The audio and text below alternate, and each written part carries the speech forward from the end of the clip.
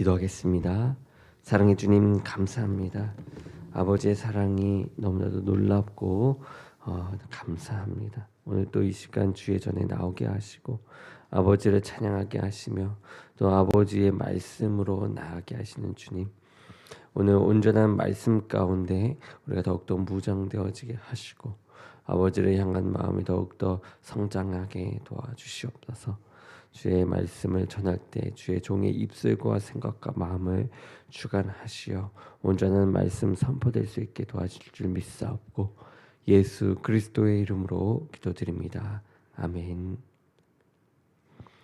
아멘. 오늘 말씀은 요한일서 4장 11절에서 21절입니다.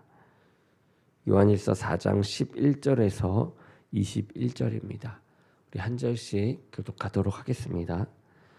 사랑하는 자들아, 하나님이 이같이 우리를 사랑하셨은즉 우리도 서로 사랑하는 것이 마땅하도다.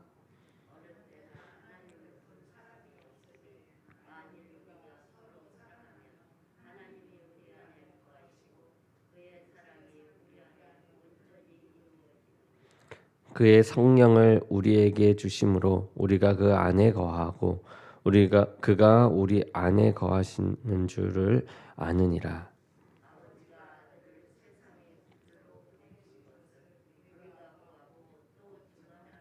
누구든지 예수를 하나님의 아들이라 시인하면 하나님이 그의 안에 거하시고 그도 하나님 안에 거하느니라.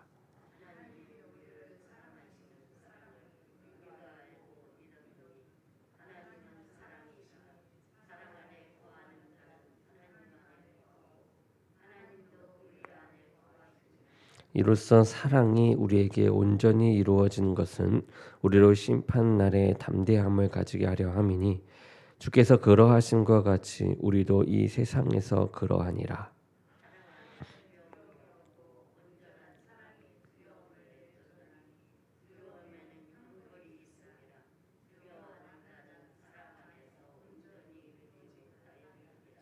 우리가 사랑함은 그가 먼저 우리를 사랑하셨음이라.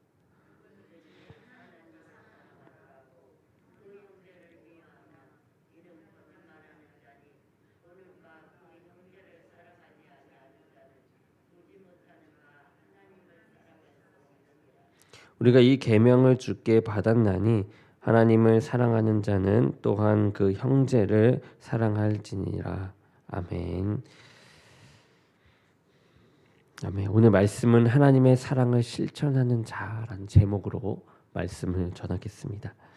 이 하나님의 사랑을 실천하는 자는 예수님을 믿고 또 그를 따라 살아가는 자이죠. 그래서 하나님의 사랑을 가진 자는 곧 진짜 그리스도인으로 살아가는 자입니다. 첫 번째로는 하나님의 영에 대해서 나옵니다. 이 하나님의 영이 우리 안에 있고 우리가 하나님 안에 거하는 것을 이 성령 곧 하나님의 영이 알게 해 주신다라고 합니다.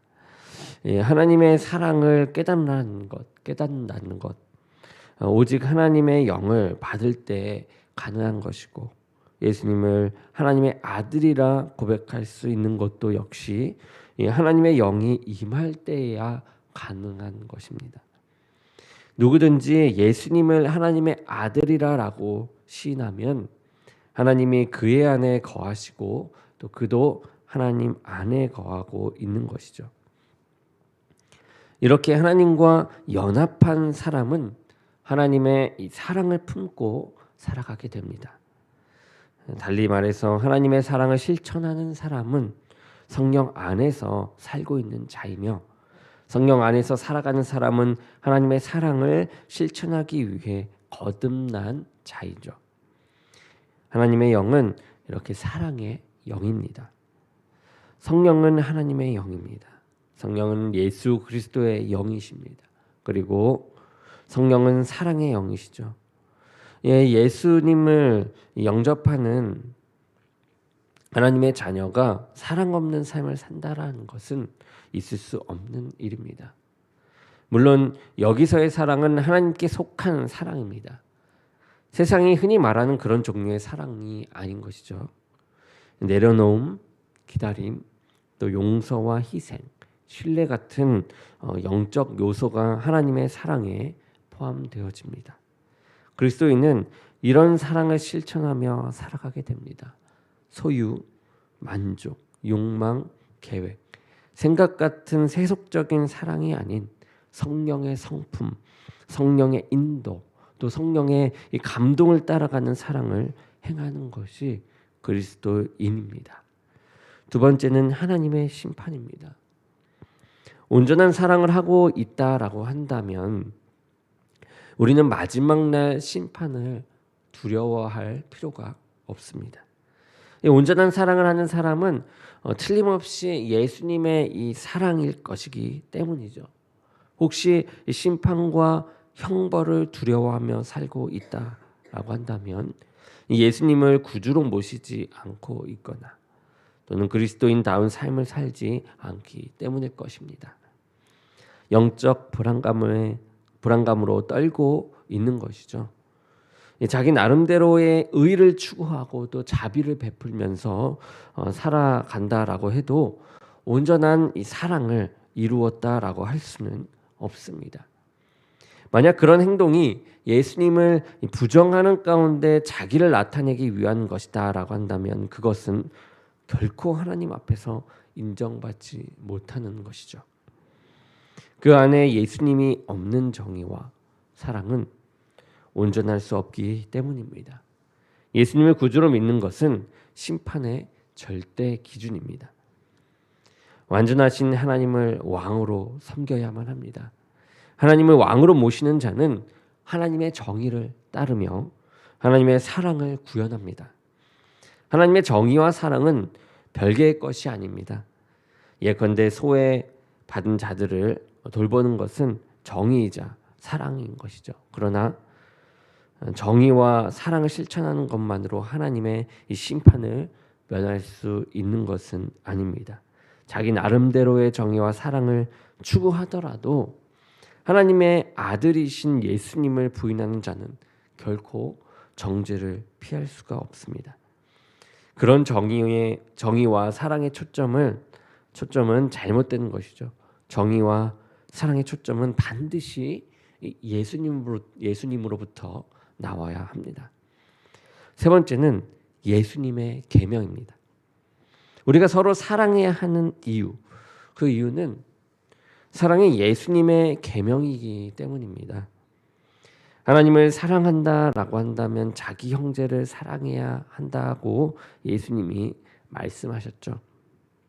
이 사랑은 우리가 선택할 수 있는 취향의 문제가 아니라 필수적으로 순종해야 하는 믿음의 문제입니다.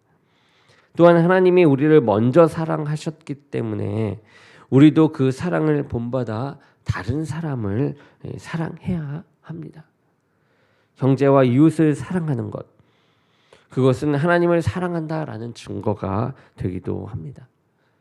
사도 요한은 사랑이 그리스도인이라면 마땅히 지켜야 하는 주님의 계명이다라는 사실을 강조합니다. 감정이 사랑의 전부가 아닙니다. 사랑은 의지로서 실천되며 의지됩니다. 이미 하나님이 예수님을 이 땅에 보내심으로 그 본을 보여주셨습니다. 세상은 사랑이 의무라고 말하지 않습니다. 세상에서의 사랑은 다분히 감정적이죠. 많은 사람이 사랑의 핵심을 감정이다라고 인식을 합니다. 그러나 사랑에 대한 그러한 인식은 성경적이지 않습니다. 성경이 말하는 사랑은 감정보다는 의지에 가깝습니다. 그래서 감정적으로 와닿지 않는 것도 의지적으로 순종해야 하는 것이 성경이 말하는 사랑이 됩니다.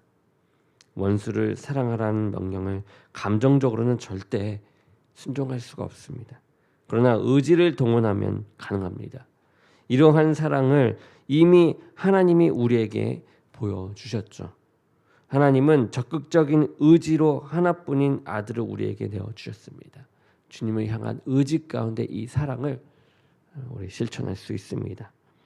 하나님께 무한한 사랑을 받았으니 이제는 우리가 그 사랑을 실천해야만 합니다. 사랑을 실천할 때 성령님 안에 거하고 심판을 두려워하지 않으며 주님의 계명을 지킬 수 있습니다. 우리가 이 계명 가운데 하루하루를 승리하면서 살아가는 저와 여러분들이 되기를 주님의 이름으로 축원합니다. 기도하겠습니다. 사랑해 주님 감사합니다. 예수 그리스도 그 이름을 놓치지 않는 우리 주님의 교회 성도님들도 제가 되게 도와주시옵소서. 그 가운데 나타나는 사랑의 능력, 또 위로의 능력, 그리고 감정보다는 하나님을 향한 그 의지 가운데 승리하는 능력이 우리에게 가득할 줄 믿사오며 그 계명을 따라 나아가는 참된 그리스도인이 되게 도와주시옵소서. 함께 하실 주님을 믿사오며 예수 그리스도의 이름으로 기도드립니다. 아멘.